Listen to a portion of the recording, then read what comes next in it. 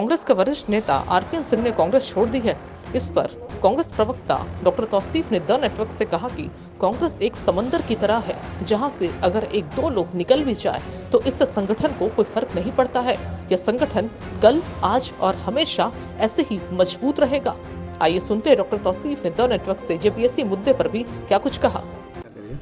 Hello, RPN Singh ji ने छोड़ दिया है कांग्रेस, तो क्या हम समझे कि कांग्रेस का जो स्थिति है वो पहले की तरह नहीं है, जैसा कि खुद आरपीएन सिंह ने कहा उन्होंने बीजेपी ज्वाइन किया। इस पर आप क्या कुछ कहेंगे? देखिए, आरपीएन सिंह जी का ये निजी मामला है और उनको ये इख्तियार है कि वो कहीं भी जा सकते हैं, तो इस पे किसी तरह की बात करना मैं नहीं समझता कि ये ज़रूरी है। ये उन पे बात करना गैर ज़रूरी होगा। उन्होंने अपना जो फ़ैसला लेना था ले लिया, और जो उन्होंने ये बात कहा है कि पहले वाली कांग्रेस नहीं है, तो शायद इतने दिनों से वो थे, तब किस नज़रिए से उन्होंने देखा कांग्रेस को, कैसे देखा, इसका जवाब तो वही बता सकते हैं कि उनका नज़रिया क्या रहा होगा देखने का। लेकिन मैं जो जानता हूँ जिस कांग्रेस को, वो कांग्रेस वही है जिसने इस देश को आज़ादी दिलाई।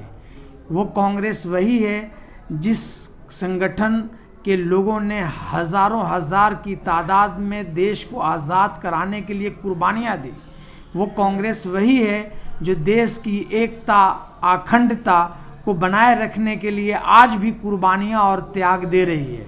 कांग्रेस पार्टी वही है जो आज भी बड़े से बड़े पदों को इस ऑर्गेनाइजेशन के जो लीडर हैं वो त्याग देते हैं। श्रीमती सोनिया गांधी ने 2004 में जब हम लोगों को सत्ता देश की जनता ने दिया, तो उन्होंने जो सबसे बड़ा पद होता है प्राइम मिनिस्टर का, उसको उन्होंने ठुकरा दिया, कहा कि नहीं, मैं प्राइम मिनिस्टर नहीं बनूंगी।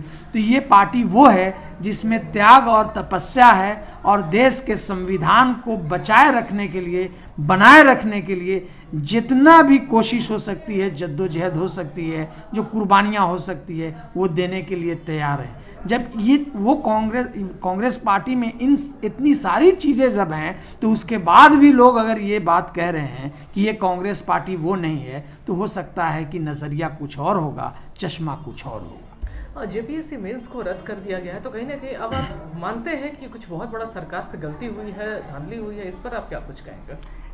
नहीं, देखिए, माननीय हाई कोर्ट का कल एक परसों फैसला आया है, तो माननीय हाई कोर्ट के फैसले के ऊपर किसी तरह की टिप्पणी करना ये उचित नहीं होगा, नंबर 1। नंबर 2, अभ्यर्थी जिस तरह से प्रयासरत थे और अभ्यर्थी जो टेक्निकलिटीज़ की जो बात करते थे कि 15 गुना इसमें और इजाफा होना चाहिए रिजर्वेशन में, ये सब बात वो लोग करते थे, तो वो हम लोगों के पास भी आते थे और बताया था। और ये लोग डेमोक्रेटिक तरीके से, बहुत अच्छे तरीके से अपनी बात को मार्च के माध्यम से कर रहे थे। लेकिन इसमें भारतीय जनता पार्टी के लोग इन्वॉल्व होकर के इनके आंदोलन को डिस्ट्रॉय कर दिया, बर्बाद कर दिया, ख़त्म कर दिया, बदनाम कर दिया। ये कल भी मैंने कहा था, आज भी मैं कह रहा हूँ और भविष्य में भी मैं कहूँगा। सुभाष चंद्र बोस जी का प्रतिमा पे जो डिस्कशन हो रहा था इंडिया गेट में, ऐसा सुनने में आ रहा कि कांग्रेस या विपक्षी इससे खुश नहीं है, ऐसी खबरें आ रही थी राहुल गांधी को लेकर। क्यों खुश नहीं है? सुभाष चंद्र बोस क्या भारतीय जनता पार्टी के थे क्या? ऐसा तो नहीं। इस देश को आज़ाद कराने में जो उनका अहम रोल है, वो कहीं ना कहीं कांग्रेस से जुड़े हुए थे, कांग्रेस के थे। भारतीय जनता पार्टी और जनसंघ के तो सुभाष चंद्र बोस नहीं थे। तो ये लोग अगर क्रेडिट लेना चाहते हैं तो ये इस तरह की बात करके, हल्की बात करके क्रेडिट लें। लेकिन सुभाष चंद्र बोस ने जो कंट्रीब्यूशन दिया है इस देश को, जो योगदान उनका रहा है इस देश के लिए, शायद भुलाया नहीं जा सकता है। वो भारतीय जनता पार्टी चाहे जो भी कर दे, लेकिन इस देश की जनता जानती है कि जनसंघ के लोगों ने आज़ादी के संघर्ष के दौरान किस तरह से अंग्रेज़ों के सामने घुटने टेके और उनको लेटर लिखा, माफ़ीनामा लिखा। ये तो किसी से छुपा नहीं है, पूरा देश और दुनिया जानता है। तो ये क्रेडिट लेकर के क्या कर सकते हैं? तो कुछ नहीं। हम ये माने कि आरपीएन सिंह जी के जाने से कांग्रेस को कोई ऐसा प्रभाव किसी तरह का कोई भी प्रभाव नहीं पड़ेगा। संगठन एकजुट है, मजबूत है, और संगठन में लोग आते जाते रहते हैं। बहुत बड़ी पार्टी है, समंदर है कांग्रेस पार्टी। किसी की वजह से संगठन नहीं होता है, संगठन की वजह से तौसीफ यहाँ पे आपसे बात कर रहा है।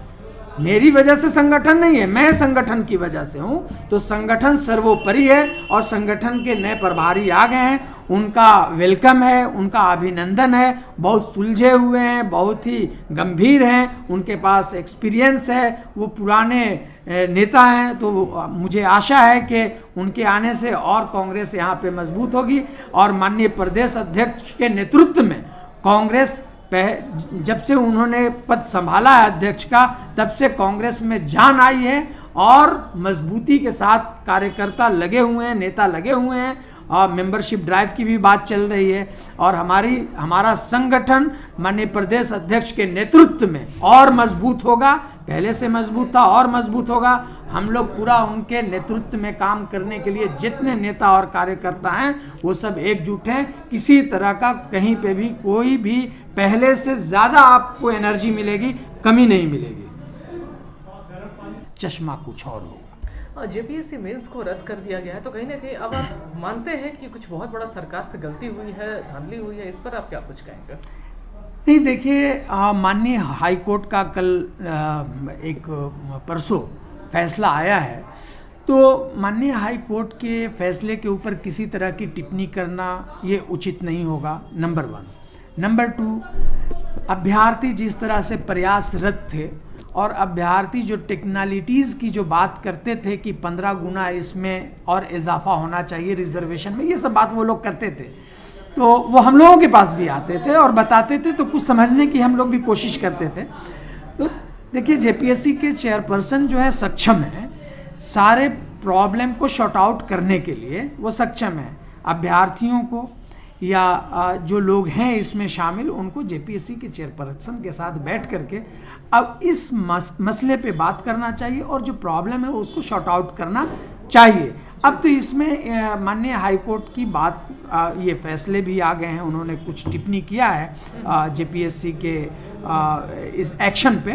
तो अब देखिए, इसका जवाब जेपीएससी चेयरपर्सन और जेपीएससी क्या देती है ये तो उनको ही देना है, क्या जवाब देते हैं। तो मुझे ऐसा लगता है कि जो प्रॉब्लम अभ्यर्थियों के थे, जो समस्याएं थी, वो शॉर्ट आउट होना चाहिए और हो जाएगी। पहले से भी सरकार जो है वो अभ्यर्थियों के लिए जो बेहतर हो सकता है वो करने के लिए वो तत्पर थी, ऐसा नहीं कि इग्नोर किया जा रहा था। लेकिन कहीं ना कहीं अभ्यर्थी जो थे वो मिसगाइड हुए कुछ संगठनों के द्वारा, वो संगठन राजनीति उसमें कर रहे थे, जिसकी वजह से थोड़ा सा इस तरह की बातें आई हैं। जो कल भी मैं डिबेट में था और कई लोगों ने पूछा कि आप लोगों की तरफ से ये बातें आई, ऐसे शब्द का इस्तेमाल किया गया, तो मैंने उनको कहा कि देखिए, आज भी वो शब्द इस्तेमाल होंगे, लेकिन वो सभी के लिए नहीं है।